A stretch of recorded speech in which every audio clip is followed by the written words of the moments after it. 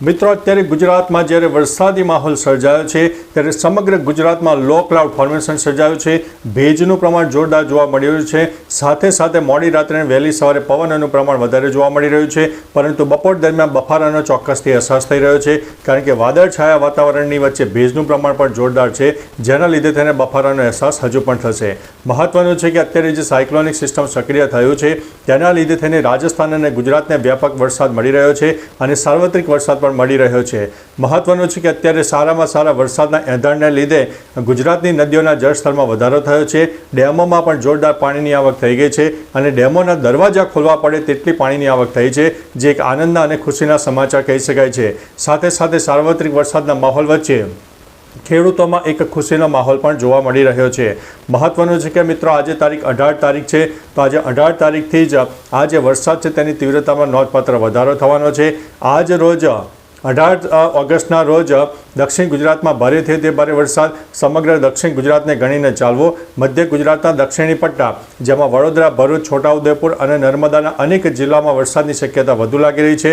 મધ્ય ગુજરાતના બાકીના વિસ્તારોમાં છૂટાછવાયો વરસાદ, તો કોઈ જગ્યાએ મધ્યમથી વધારે વરસાદ થાય। સૌરાષ્ટ્રના દક્ષિણ અને પૂર્વ તરફના વિસ્તારમાં પણ ભારેથી અતિ ભારે વરસાદની સંભાવના રહેલી છે અને સૌરાષ્ટ્રના બાકી રહી ગયેલા વિસ્તારમાં છૂટાછવાયો વરસાદ ચાલુ રહેશે। ઉત્તર ગુજરાત અને કચ્છમાં પણ મધ્યમથી થોડો વધુ વરસાદ થાય તેવી સંભાવના છે। આગામી 24 કલાકમાં આ જે સિસ્ટમ છે પોતાનું વ્યાપક સ્વરૂપ જોવા મળનારું છે।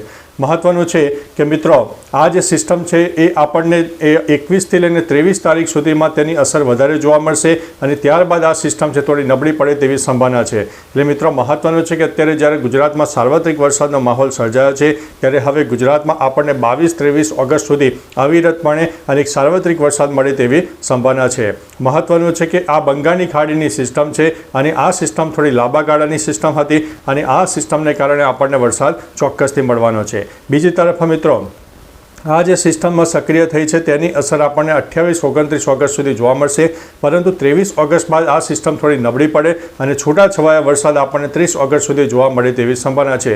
જો કોઈ જગ્યાએ લો ક્લાઉડ ફોર્મેશન અને લોકલ ડેવલપમેન્ટ સર્જાઈ જાય તો જે તે જિલ્લામાં 5 ઇંચ કરતાં પણ વધારે વરસાદ થઈ શકે તેવી સંભાવના છે। એકંદરે મિત્રો ગુજરાતના અંદાજિત 50થી લઈને 80% વિસ્તારમાં એક વરસાદી માહોલ સર્જાઈ જશે અને ગુજરાતમાં એક સારામાં સારો વરસાદ આગામી આપણને એક અઠવાડિયા સુધી ચોક્કસથી મળવાનો છે। બાકી મિત્રો તમારા વિસ્તારમાં વરસાદનું પ્રમાણ કેવું છે? તાપ, તડકો, ઉઘાડ હોય, ગરમી હોય, બફારો હોય અને વરસાદ કેટલા પ્રમાણમાં પડ્યો, કયા જિલ્લામાં પડ્યો, ગામ, શહેરનું નામ આપજો, જેથી અન્ય મિત્રો પણ જાણી શકે। તો ચાલો મિત્રો ફરીથી વરસાદની લેટેસ્ટ ઇન્ફોર્મેશન સાથે મળતા રહીશું। ત્યાં સુધી અમને રજા આપશો। નમસ્તે।